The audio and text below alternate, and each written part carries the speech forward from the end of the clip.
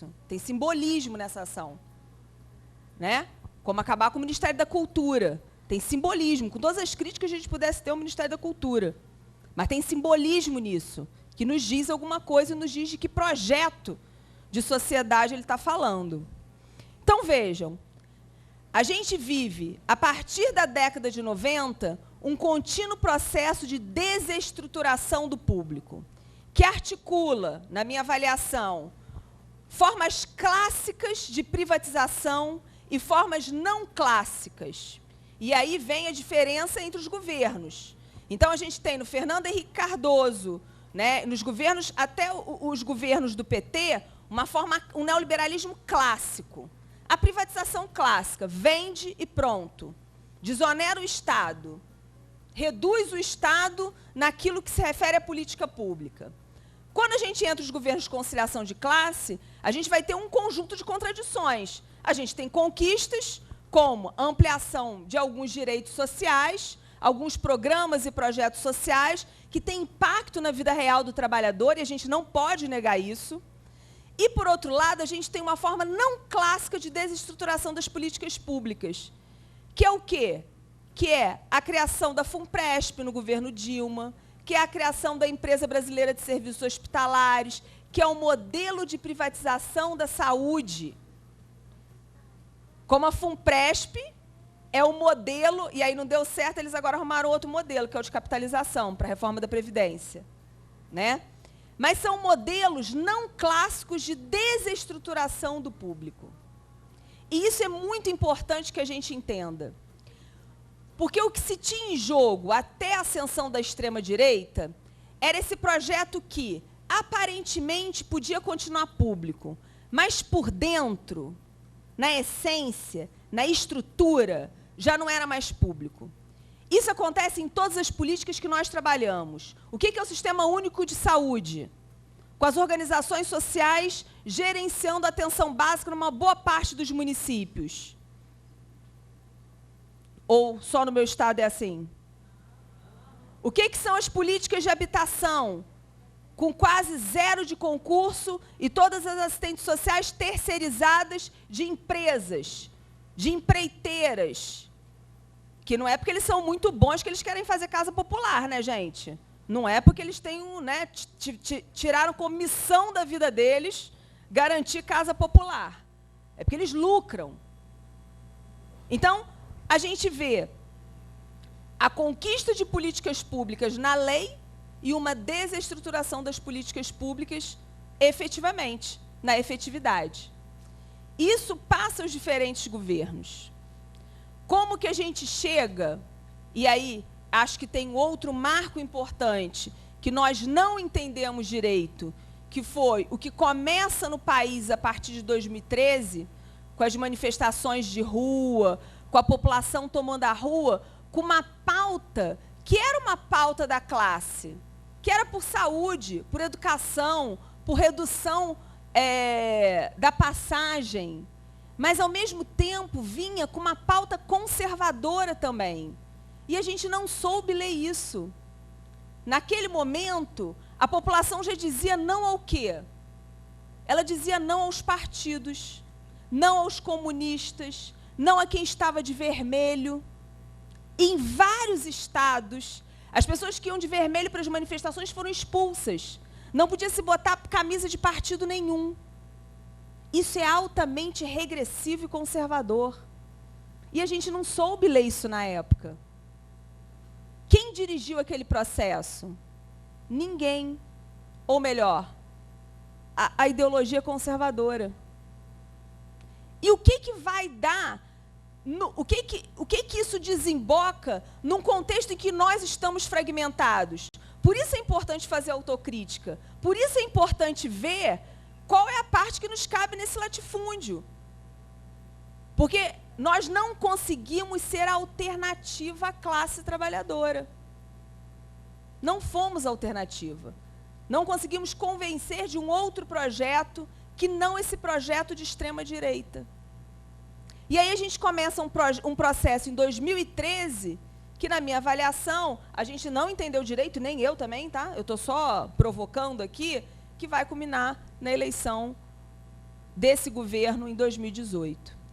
E aí, na minha avaliação, o que começou em 85, com a redemocratização, se fechou em 2018. Acabou a democracia nesse país. Nós agora vamos viver outra coisa. Vai ser a ditadura militar de 64, clássica? Não. Não precisa mais daquilo. Até porque hoje, aquilo que a gente dizia que era um alinhamento entre o executivo, o legislativo e o judiciário, é um alinhamento entre o executivo, o legislativo, o judiciário e as Forças Armadas. Nunca tivemos tantos militares no poder. Então não precisa dar o golpe mais, porque eles já estão na estrutura de poder. E já tem um modus operandi de gerir a nação. Esse processo de reestruturação dos estados é muito importante que a gente entenda. Quanto tempo eu tenho? Ninguém controla a minha hora, não? Eu falo eternamente, hein?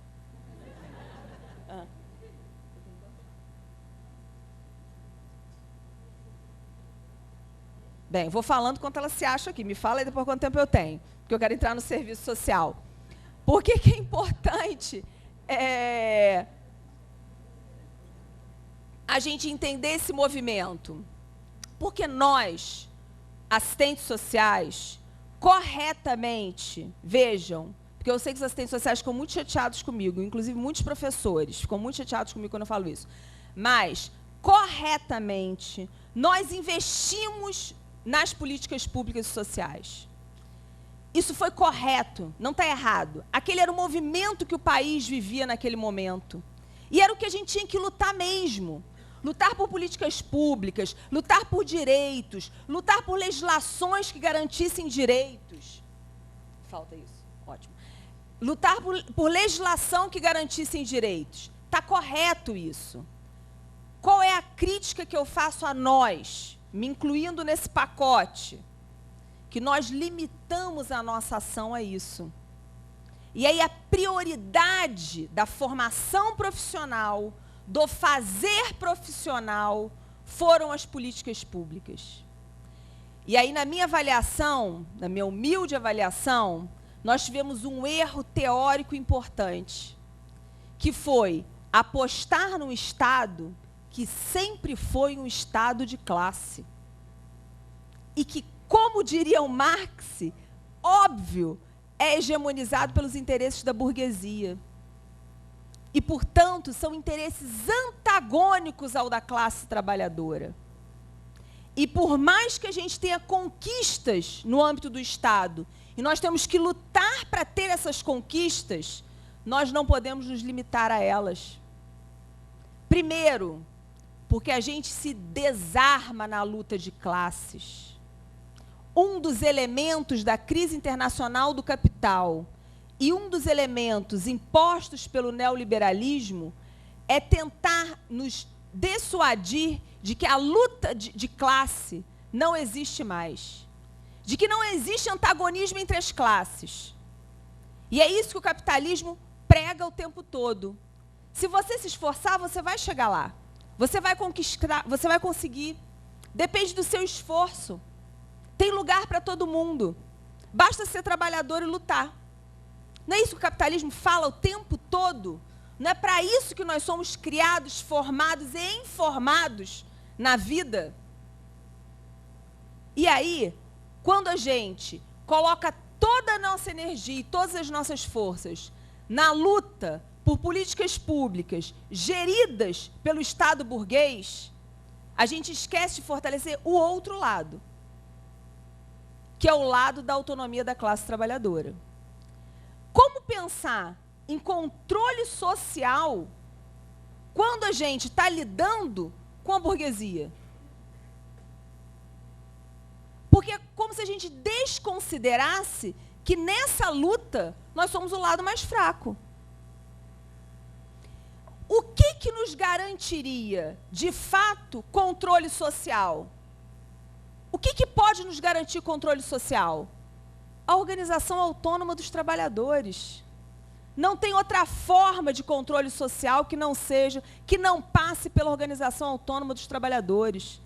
Não serão as prefeituras viciadas no esquema capitalista de corrupção, os estados viciados nesse esquema capitalista de corrupção, que vão criar espaços de controle social. Isso sim seria uma contradição no capitalismo. Não dá para esperar deles isso. Isso tem que vir de nós. E para vir de nós, é necessário que o serviço social recupere alguns elementos que eu acho que são fundamentais para nós. Nós vamos viver agora um impacto, um grande impacto, que vai se abater ainda mais sobre a nossa formação profissional. Eu acho que esse fechamento de regime, que esse recrudescimento do conservadorismo vai ter repercussão na formação profissional, nas nossas escolas. Não tem como não ter. Então, aquilo que já tem dificuldades ficará ainda mais difícil. Nós vamos ter repercussão nas políticas públicas e nos nossos espaços profissionais. Por quê? Porque as políticas públicas estão anunciadamente perto do fim. Vocês viram ontem o decreto de ontem? O decreto de ontem fala dos concursos públicos. Sem concurso público não tem política pública, gente. Todos os concursos públicos agora vão ser autorizados a vaga de concurso exclusivamente pelo ministro da Economia. Quem é mesmo esse ministro da Economia? O Paulo Guedes, esse que falou que se não passar a reforma da Previdência e não passar o projeto dele de desvinculação orçamentária, que ele sai do governo. A gente até podia torcer, né, para não passar, mas às vezes ele vai embora, né? Ora, olha o projeto do governo. O que está proposto agora não é um projeto de uma reforma da Previdência. Reforma da Previdência nós tivemos com o Fernando Henrique, quando ele cria o fator previdenciário. Reforma da Previdência nós tivemos com o Lula, quando ele institui a cobrança dos aposentados e acaba com a paridade. Reforma da Previdência nós tivemos com a Dilma, quando ela cria a Funpresp. O que o Bolsonaro quer fazer, e ele não está mentindo mais uma vez, gente, está aí uma coisa que ele não faz é mentir, é uma nova Previdência. Ele falou, ele escreveu, é uma nova Previdência. E o que significa isso? Não é reforma. Por que não é reforma? Porque não tem nada a ver com Previdência Pública. Se essa proposta dele passar, acabou a Previdência Pública. Acabou o tripé da Seguridade Social. Acabou o direito constitucional. Então não é uma reformazinha como os outros fizeram para agradar um pouco o capital. É uma outra coisa que acaba com a Previdência Pública. Por isso é uma nova Previdência, como ele mesmo diz. O que o Paulo Guedes quer com a desvinculação orçamentária? Sem obrigatoriedade de recursos, quem vai investir? Em educação, saúde e previdência. Então, isso vai ter um impacto direto no nosso fazer profissional, nas nossas condições de trabalho, nas políticas públicas que nós estamos inseridos. E um terceiro elemento que eu acho que vai se rebater muito forte contra nós vai ser um recrudescimento sobre as nossas organizações autônomas. E na minha avaliação isso inclui o CRES, o CEFES, a ABEPS, o movimento sindical combativo, os movimentos sociais. E isso vai pegar a gente no momento que nós estamos mais fragilizados, mais desestruturados. Então, me parece que diante dessa conjuntura toda, que é desafiadora, e é engraçado, eu não desanimo não, acho interessante isso, pelo seguinte, porque tudo é para desanimar, não é? Não é tudo para desanimar? Mas eu sou daquelas, e olha que eu não sou poliana, hein? Mas eu sou daquelas que acreditam que as crises são boas e nos fazem crescer. E que reconhecer a nossa condição real pode nos dar força para construir o projeto estratégico para a classe. O que nós temos que fazer é sair desse lugar que o nosso horizonte é o Estado burguês. Esse Estado burguês não quer nem papo com a gente. Nós temos que construir uma outra coisa. O que vai caber a nós, assistentes sociais, nesse latifúndio? Eu acho que nós somos convocados, nesse momento histórico do país, a retomar os princípios do nosso projeto ético-político. E a entender a quem a nossa categoria deve estar vinculada. Nós temos, sim, um projeto estratégico e de classe. Nós temos, sim. Pode não ser hegemônico na nossa categoria, mas nós temos. Então, é necessário que a gente recupere os princípios do nosso projeto ético-político, aquilo que a Yamamoto chamou de direção social da nossa profissão. Então, esse é um desafio que nós temos. O segundo desafio, só será possível reconstruir se nós elegermos quem é o nosso parceiro estratégico. E o nosso parceiro estratégico, na minha avaliação, é a classe trabalhadora. Não tem controle social sem a classe organizada. Não tem impedimento de retrocesso sem a classe na rua e organizada. Então, é necessário que a gente entenda quem é nosso parceiro estratégico e superar os medos, os preconceitos que nós acabamos reproduzindo, às vezes, contra a própria classe trabalhadora. Terceiro, para concluir, agora já me deram o papel de concluir, viu? Terceiro, para concluir, é necessário que o serviço social recupere uma dimensão militante, que é uma dimensão de classe. Nós não somos burgueses, nós somos classe trabalhadora. E uma classe trabalhadora que tem condições de ter um senso crítico diferenciado. E, portanto, isso exige de nós uma postura diferenciada, que é uma postura de organização coletiva nos nossos espaços. Não estou falando, gente, para ninguém ir lá enfrentar o chefe, não, sozinho. Não tem nada a ver com isso. Tem a ver com se organizar em algum lugar, seja ele qual for. Seja no seu bairro com um grupo comunitário, seja no movimento social, seja num partido político, seja no sindicato, o que for. O que não dá mais é para a gente ficar na nossa vidinha individual esperando que não nos atinja. Porque já era, já nos atingiu.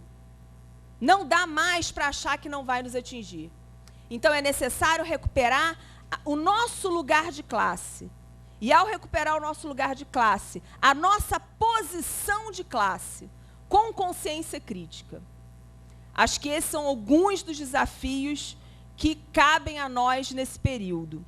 E aí eu quero finalizar. Eu não passei nenhuma folha, então eu devo ter esquecido de falar várias coisas, mas depois só passei a primeira folha. Quero finalizar falando o seguinte. Nós estamos vivendo, novamente, um período de reorganização da classe trabalhadora. E a gente vai ter que ser, nesse momento, capaz, primeiro, de nos escutar, de nos ouvir, de nos reencontrar. Com nós mesmos, com os outros que a gente há algum tempo não está junto. E diferenciar duas coisas. O momento da tática e o momento da estratégia.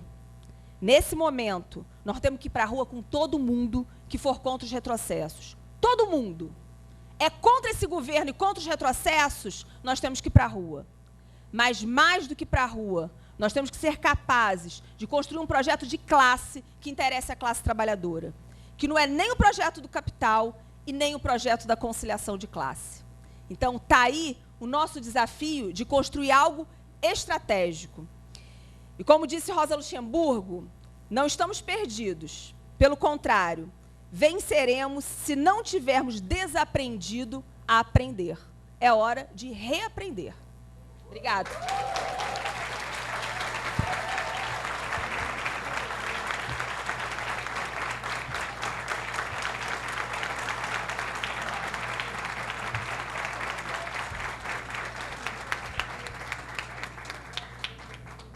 Muito obrigada, professora, pelas reflexões. Vamos passar agora a palavra para a professora Sônia Regina Nozabielli. Ela é doutora em Serviço Social pela Pontifícia Universidade Católica de São Paulo e é professora adjunta da Universidade Federal de São Paulo, campus Baixada Santista. Obrigada. Boa tarde a todos e todas. Cumprimento a mesa, em especial a professora Eblin, pela brilhante exposição.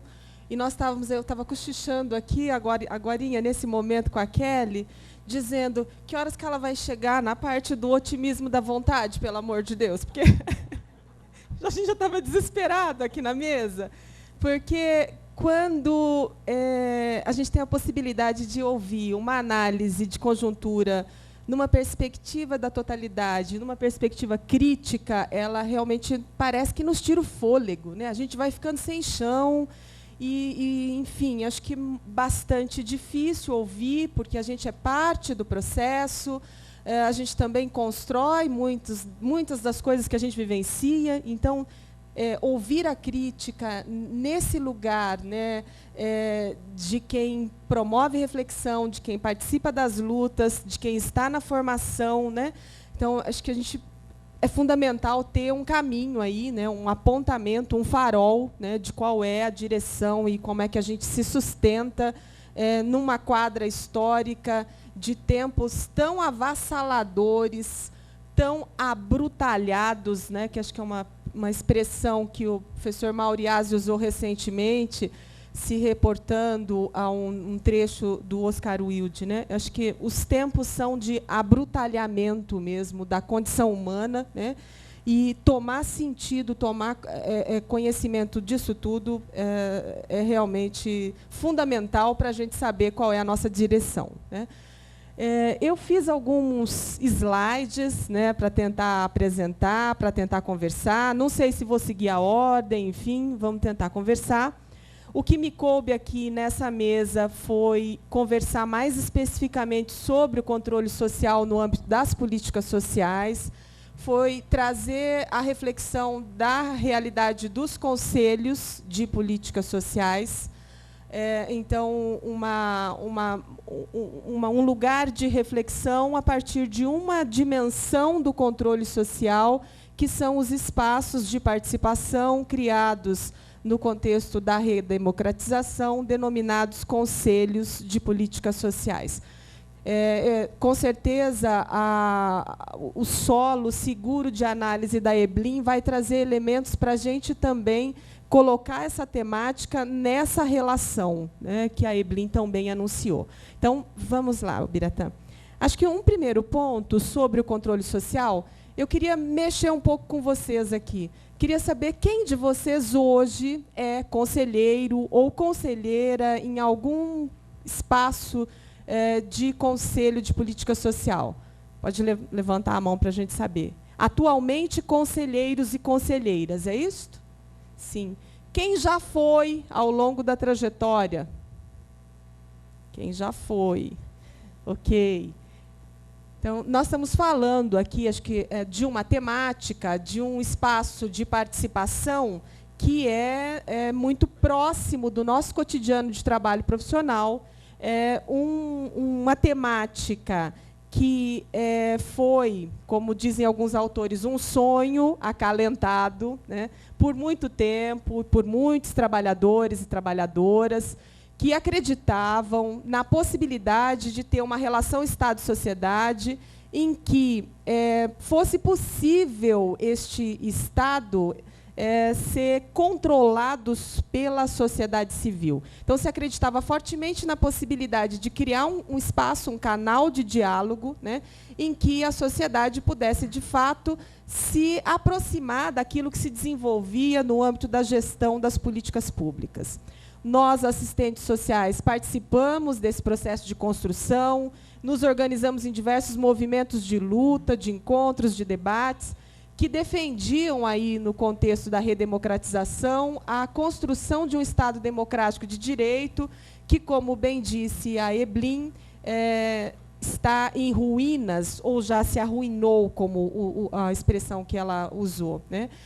Recentemente saiu um texto da Eliane Brum, não sei se vocês leram, em que ela também parte dessa mesma reflexão de que o Estado Democrático de Direito que a gente aprovou na Constituição Federal de 88 não existe mais. Para ela, esse Estado não morreu em 2018, com a eleição do atual presidente da República, mas ele morreu em 2016, no momento da votação do impeachment, né, quando o nosso atual presidente fez uma menção elogiosa ao principal torturador, né, ao coronel Ustra.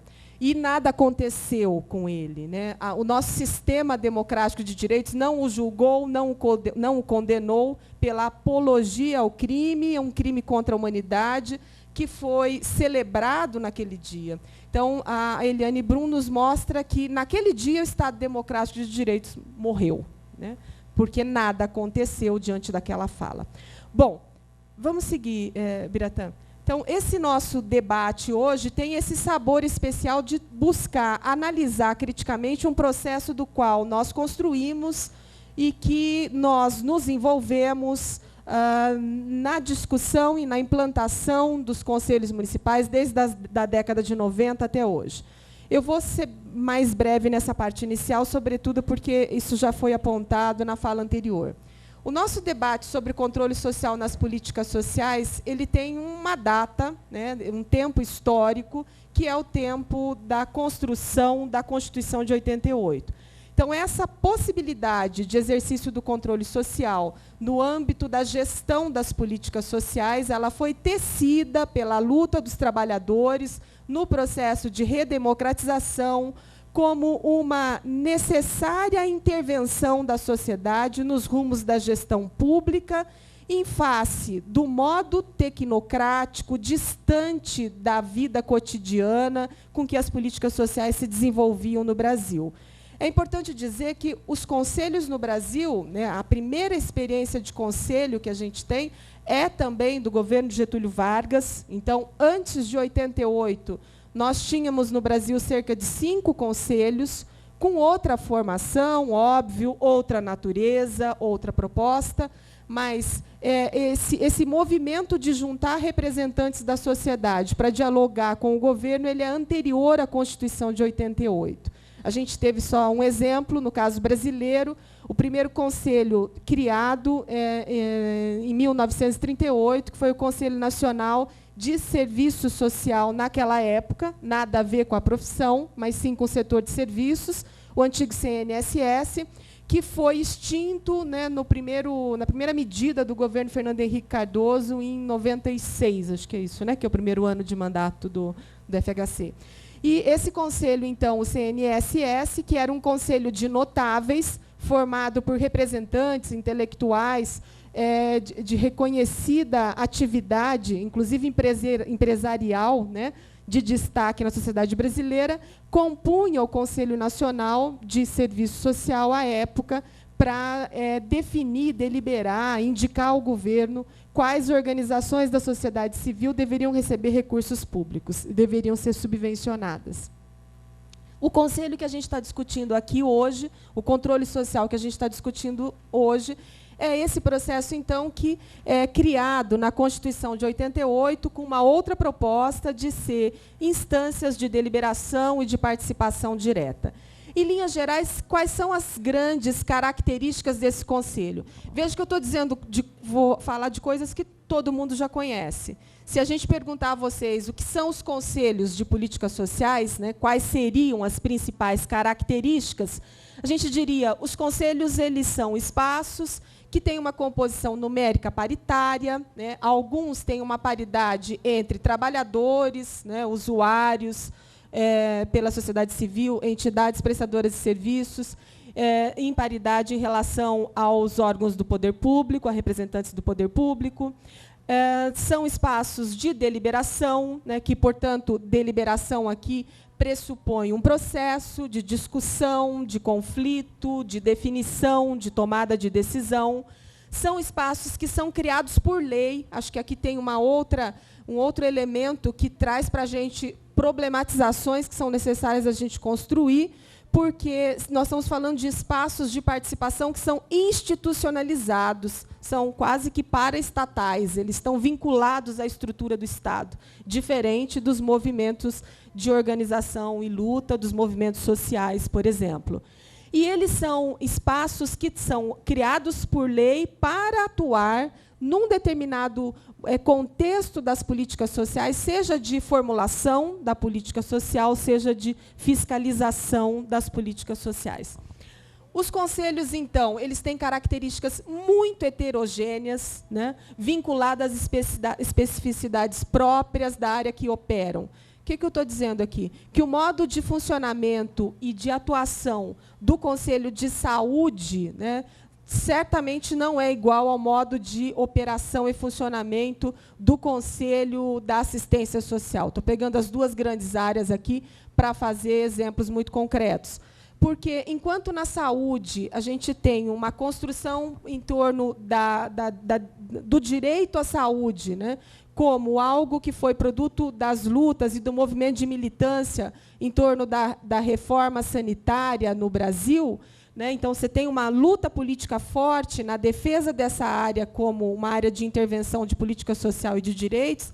Na área da assistência social, a história que a gente tem é de um campo que sustentado na filantropia, na benesse, na improvisação e no amadorismo. Obviamente, esse construto político de cada área de política social, ele também faz diferença no modo como esses espaços de conselho se organizam e se posicionam, né? Além disso, a gente tem diferenças muito significativas, como foi dito aqui na mesa no início, acho que foi a Ana Flávia, que era do CRES, Ana Leia, dizendo dos municípios de pequeno porte, né? Nós estamos falando de um processo de participação, chamado conselhos, criado por lei, para existir nos 5.570 municípios brasileiros, nos 26 estados e no âmbito nacional. Municípios brasileiros cuja maioria absoluta, acho que em torno de 60%, deve ter cerca de 20 mil habitantes. Então, imaginem vocês esse debate do controle social nas diferentes áreas de política social em municípios muito pequenos, né, de 5 mil, de 3 mil, de 20 mil habitantes, né? Acho que também traz elementos que a gente pode conversar mais adiante. E, no âmbito da natureza dos conselhos ainda, acho que é fundamental apontar que, quando esse debate se fez, os conselhos foram saudados, né, como os espaços que poderiam contribuir para o questionamento e superação do padrão centralizador, autoritário e excludente que marcava a relação entre Estado e sociedade. Vejam que parece que a esperança, né, foi maior do que a racionalidade, né? Parece não, acho que a gente pode dizer com toda certeza, né? Nesse contexto aqui dos anos 80 e primeiros anos da década de 90, muitos de vocês trabalharam na criação de conselhos. Eu trabalhei na minha região em Presidente Prudente, né? Trabalhei na implantação, fui conselheira, fui presidente de conselho, e o que a gente dizia à época era exatamente isso. A gente acreditava muito fortemente na possibilidade de haver um espaço de relação com a gestão pública e que esse espaço pudesse contribuir para desburocratizar, que ele pudesse, de fato, contribuir para que aquilo que a sociedade demandava fizesse parte da agenda governamental. Então, acho que a gente também não tinha ideia do que fazia naquele contexto. Acho que, movido aí pela força do processo de redemocratização e o desejo, né, forte de que os rumos da política pudessem ser outras, né, a gente acabou cometendo muitos equívocos na análise, né? E acho que um outro ponto é que os conselhos estão localizados dentro da estrutura política administrativa estatal. Então, nós estamos falando de um espaço de participação que é financiado, é sustentado, todo o apoio logístico, né, é feito pelo órgão da política social a que o Conselho se vincula. O Estado é responsável por prever as condições de funcionamento do Conselho. Portanto, os conselhos têm um alto grau de dependência da máquina pública. Um outro aspecto, né, que eu fiquei tentando dimensionar um pouco, e muito movida por uma reflexão que a Elaine Bering e a Ivanete fazem no livro da Biblioteca Básica do Serviço Social sobre Política Social, que é pensar um pouco qual é o tamanho, né, desse controle social. E aí, não sei se há algum estudo mais atualizado. Na minha pesquisa, eu não consegui encontrar números mais atuais. O que a gente tem, então, de informação é que hoje a gente teria, segundo os dados de 2013, um relatório de uma pesquisa que o IPEA fez no Brasil sobre os conselhos nacionais, né? Esse dado aponta que nós teríamos 31 conselhos nacionais no Brasil. Mas, na sequência, a gente vai ver que a equipe do governo Bolsonaro fala em 40 conselhos nacionais. Então, vamos imaginar que a gente tenha em torno disso, entre 30 e 40 conselhos, né? Nós temos, no Brasil, a demanda, né, legal, né? Então, por força de lei, a obrigação de que municípios e estados criem conselhos num conjunto de áreas que cada vez se amplia mais, né? Pela Constituição, as áreas que deviam ter conselho eram educação, saúde e assistência social. E depois as leis complementares, né, foram dizendo, olha, também tem que ter conselho na habitação, na segurança alimentar, na área da mulher, na promoção da igualdade racial, na área da LGBT, na deficiência, da juventude, etc. Então, nós temos hoje uma infinidade de temas, né, para a atuação de conselhos que só cresce. A cada dia, esse número de conselhos se expande, né, e, ao expandir, fragmenta cada vez mais o debate sobre as políticas sociais. Se nós somos, né, 26 estados e em torno de 5.570 municípios, a gente estima, por dados de 2001, vejam que são dados, é um dado muito antigo, se alguém tiver um mais atual e puder contribuir no debate depois, acho que é interessante. Mas, com dados de 2001 que eu consegui levantar, nós tínhamos no Brasil em torno de 27 mil conselhos, que significaria em torno de 70 mil pessoas no Brasil participando de conselhos. O que a gente tem, então, como elemento? Nós estamos falando de um espaço de altíssima capilaridade institucional no Brasil. Essa alta capilaridade, ela está apontando para a gente que essa experiência conselhista, ela se espalhou territorialmente e politicamente. Numericamente, a gente tem um volume bastante significativo de pessoas envolvidas em muitos espaços de participação criados no âmbito dos municípios, do Estado e do governo federal. O fato qual é o sentido de redemocratização que esses espaços geram, né? Porque o fato de ter numericamente a presença não significa a possibilidade de ter debates qualificados sobre o próprio Estado Democrático de Direito, sobre política social e sobre direitos. Então, nós poderíamos nos perguntar, repetir a pergunta aqui feita pela Bering e pela Boschetti, né? Tendo essa alta capilaridade institucional, existindo conselhos no Brasil todo, nós estamos, de fato, viabilizando o controle da política social? Como estamos fazendo isso e para quem estamos fazendo esse controle democrático? Que acho que essas são perguntas estratégicas, né? A serviço de quem esse controle social é exercido, né? Para quem, com quem, de que forma esse controle vem sendo exercido? Pode seguir. Em 2019, então, a gente começa o ano com um governo com uma agenda de extrema-direita, como já foi muito bem explicitado, e esse governo anuncia, né, já no período de transição, elementos que são importantes em relação ao espaço de atuação dos conselhos. Então, a matéria que se veiculou no finalzinho de dezembro foi: Bolsonaro planeja esvaziar 40 conselhos nacionais e políticas públicas. Veja que ele não fala em extinguir, e acho que aqui as palavras elas são reveladoras de projetos políticos, né? Ele fala em esvaziamento. E ali na coluna ao lado, eu apontei outras palavras que o texto dessa matéria apontava. Ele dizia que é fundamental estudar formas de limitar a atuação dos conselhos. Muito se questiona sobre o caráter deliberativo dos conselhos, né? Se tolera que esses espaços possam até ser consultivos, opinativos, mas que eles não submetam o poder público à tomada de decisão. Então, uma das questões é pensar que tipo de atuação. Há uma crítica forte que associa os conselhos com o PT. Então, o modo de funcionamento dos conselhos, a experiência conselhista de participação política, é resquício de um partido político que esse governo decidiu atacar e extinguir da vida política, né? Segundo a análise da equipe do governo Bolsonaro, na experiência conselhista, uma possibilidade grande de se encontrar entraves à implementação das bandeiras defendidas pelo governo.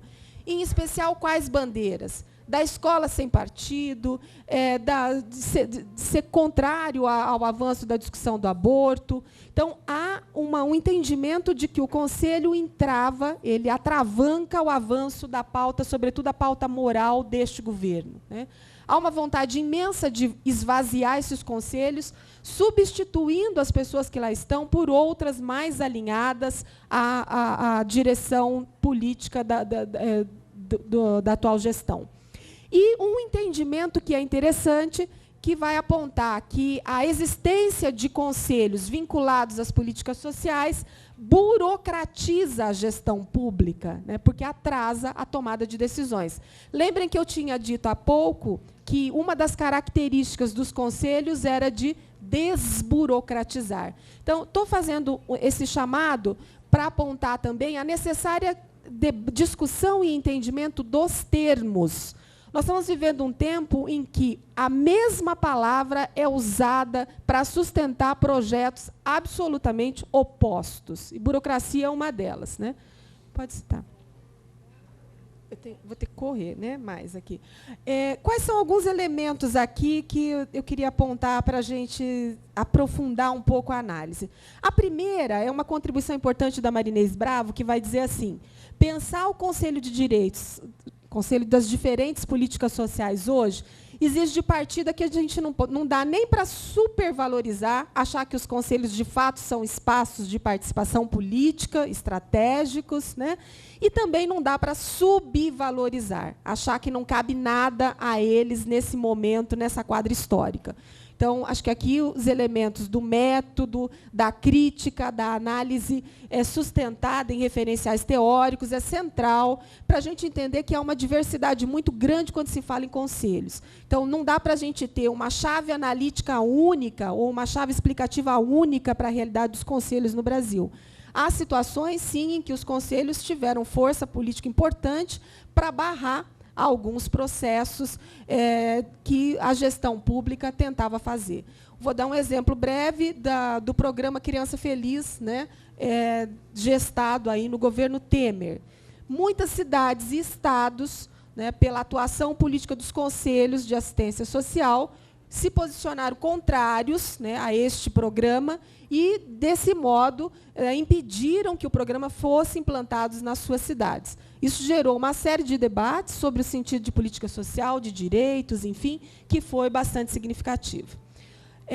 Também, acho que não dá para a gente ter uma análise que romantiza os conselhos, achando que eles são os espaços por excelência, né, que podem expandir a democracia, né, e também não dá para a gente dizer que esse lugar é só lugar de dificuldade e obstáculo. Então, eu não estou aqui com uma fala que bota o conselho em cima do muro, né, mas eu estou com uma fala que tenta olhar para as diversidades de experiências conselhistas no Brasil todo. Tá? Acho que há fortes possibilidades de construir a resistência, mas eu vou dizer mais adiante, não é possível resistir a essa lógica isoladamente, não é possível que só o Conselho acredite que dá para fazer uma resistência nesse âmbito institucional de participação. Mas também não é possível abrir mão deste espaço de participação para incidir mudança nos cotidianos mais próximos de atuação das políticas sociais. Tá? E acho que entender aí a mudança de conjuntura, né, acho que é fundamental. Em 88,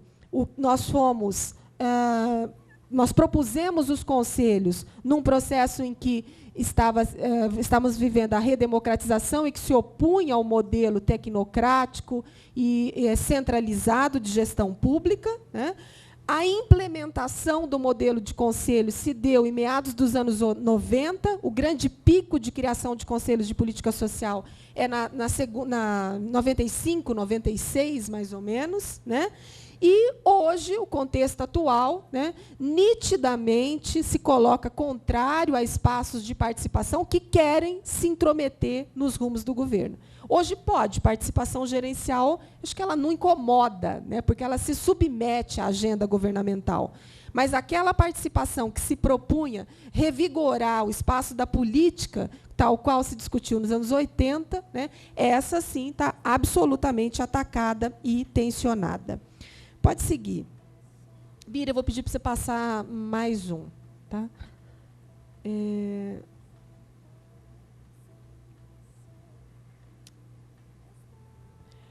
Pode passar?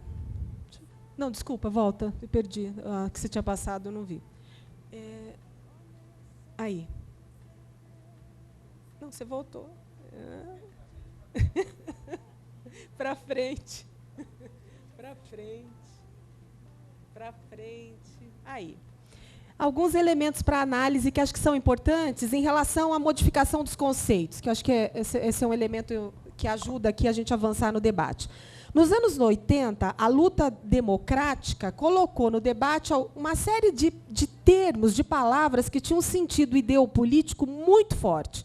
E esses termos foram duramente atacados nos anos 90 e permanecem agora, né, absolutamente modificados. E acho que isso é fundamental para que a gente, na conversa, no debate e na argumentação, qualifique qual é o projeto, qual é o referencial teórico que sustenta as terminologias que a gente vem adotando. Acho que cada vez mais está evidente que, quando se fala em sociedade civil hoje, se reduzia nos anos 90 ao terceiro setor, e hoje sociedade civil é o quê, gente? Na atual conjuntura, né? Sociedade civil não é a atuação da classe trabalhadora pelos movimentos sociais, não é a atuação dos sindicatos, porque tudo isso que seria um campo de resistência e de luta vem sendo enquadrado como um resquício da esquerda comunista, vermelha, que atrasa o desenvolvimento do país. Então, isso tem que ser eliminado da vida pública. A sociedade civil que se tolera é a sociedade da família, da moral e dos bons costumes, a sociedade da parceria, né? A sociedade que toma para si a responsabilidade individual de enfrentar o seu cotidiano, a sua miséria, a sua pobreza, né? A gestão pública, né, que se defendia nos anos 80 como uma responsabilidade de Estado, né, cada vez mais hoje entendida como responsabilidade das famílias, como responsabilidade do mercado, como algo que pode ser transferido, que pode ser designado para outro fazer, que não o Estado. Porque, quando o Estado faz, o Estado gera acomodação, né? A participação social, que foi um termo absolutamente debatido nos anos 80, porque se entendia que era possível, né, os trabalhadores e trabalhadoras participarem dos espaços, mas uma participação que se intrometia no rumo da decisão, uma participação que instalava o confronto, né, que colocava a diversidade de posição, né, hoje tende a ser entendida como uma participação solidária, uma participação voluntária, despolitizada, uma participação que soma com, mas que não se contrapõe, que não se constrói resistência à agenda do governo. Cidadania, né, um termo também discutido fortemente nos anos 80, né, mas um termo sem muita tradição de discussão na história do Brasil, solapado de uma vez na atual conjuntura, né, porque a ideia de cidadão, né, como sujeito da polis, como sujeito político, hoje está transmutada à lógica do cidadão consumidor. Então, o cidadão é aquele que trabalha, é aquele cidadão de bem, né, e é aquele cidadão que contribui para a ordem e para o progresso. O cidadão que contesta, o cidadão que se mobiliza e que se organiza, ele não é um cidadão de bem. Acho que tem uma dimensão muito forte. A ideia de democracia, né, eu acho que a Eblin apresentou muitíssimo bem, que acho que o que a gente vive hoje, né, certamente, não podemos dizer que a gente está vivendo um Estado democrático de direito, ainda que a legislação afirme isso, A vida cotidiana mostra outra coisa, né?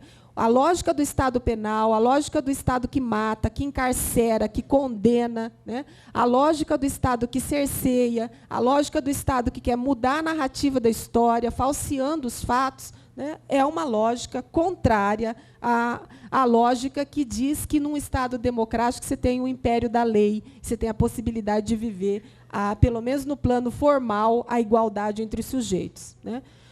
Pode seguir.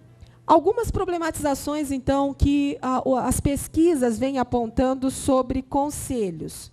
Uma primeira problematização é a ideia de que, nos conselhos, haveria a possibilidade de termos uma participação paritária. A tão falada paridade entre representantes da sociedade civil e do poder público. Vejam que as pesquisas vão pegando alguns elementos que são centrais na conformação desse espaço de controle social chamado conselhos e vão trazendo elementos da realidade que vão demonstrando problematizações, né, questões mesmo para esse espaço, desde sempre, né?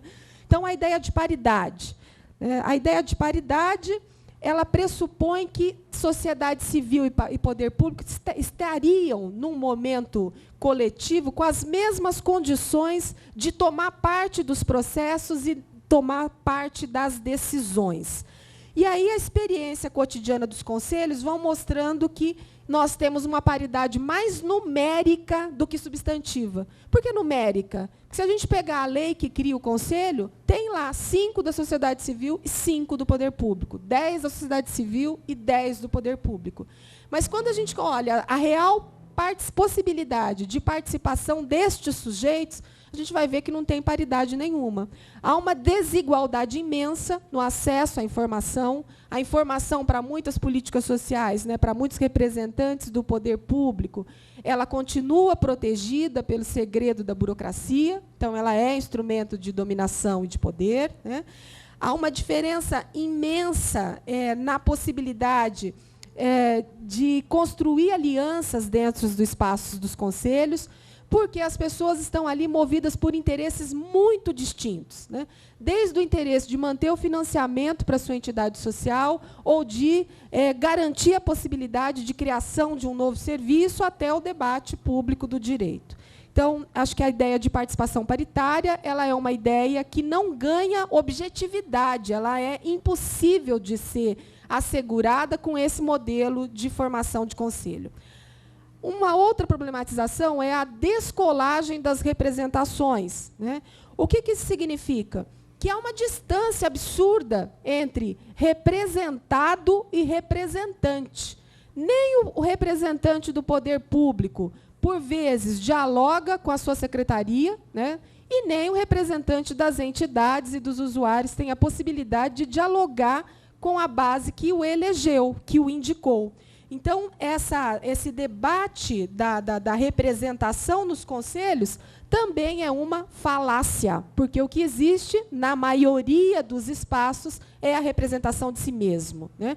E acho que aqui é questão para a gente conversar. Como é que nós também, né, assistentes sociais, que participamos dos conselhos, seja como representante de política social, em função do nosso vínculo de trabalho, seja como representante da categoria de trabalhadores, como parte da sociedade civil, como é que a gente se coloca nesses espaços e como é que a gente faz esse movimento de formação de alianças e de levar para esses espaços a agenda política do espaço que a gente representa. Pode seguir. Há, sem dúvida, uma baixíssima capacidade de mobilização, que essa baixa capacidade de mobilização ela está pressupondo aqui uma necessidade de que quem participa dos conselhos acione outros movimentos de organização e luta para ter força política, inclusive, para discutir e defender determinadas pautas no âmbito dos conselhos. O que se tem é que boa parte dos conselhos, né, discutem isoladamente, internamente, no espaço dos conselhos. Há pouco diálogo, há pouca construção de espaços coletivos com movimento social, com sindicato, com movimentos populares, com organizações, com o próprio poder legislativo.